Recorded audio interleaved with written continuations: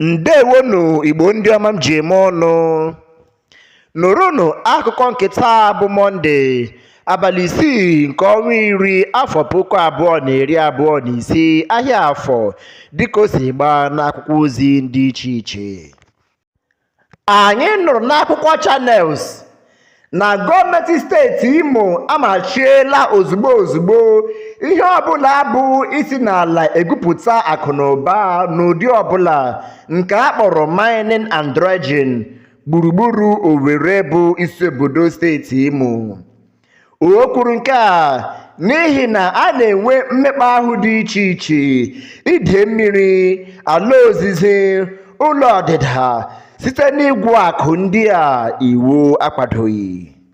Na Sahara Reporters, anyị nụrụ na onye isi ala mba Cameroon gbara 92 92 years bụ Paul Biya, onye nọ n'ọchịchị kemgbe afọ 43 gara aga 43 years ago, ekwupụtala mmasị ya isonye na ndọrọndọrọ ọchịchị mba Cameroon nke na-abịa n'ọdịnihu nke ga-adịgide ruo afọ 8.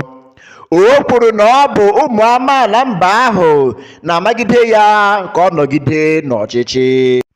N'akwụkwọ Punch, anyị nụrụ na gọọmenti etiti ekwupụtala na a ga-enwe ide mmiri dị egwu na mpaghara dị iche iche na steeti 16 na Naịjirịa. Ha dọrọ ndị niile bi ebe ndị o metụtara aka na ntị ka ha kepụcha ma si ebe ha bi kwapụ iji gbochie ya bụ ide mmiri a ga-enwe. N'akwụkwọ Channels, anyị nụrụ na Prime Minister nke mba France Sébastien Lecornu agbaala arụkwaghịm n'ihe na-erubeghị otu ọnwa kemgbe onye isi ala France bụ Emmanuel Macron họpụtara ya dịka Prime Minister nke obodo ahụ.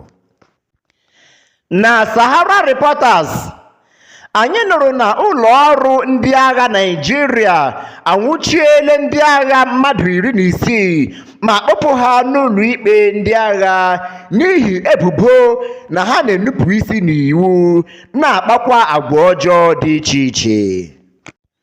N'akwụkwọ Punch, anyị nụrụ na gọvanọ steeti Bauchi bụ Bala Mohammed arịọla mgbaghara n'aka ndị niile o mejọrọ kemgbe ọ nọ n'ọrụ na ọchịchị ọha.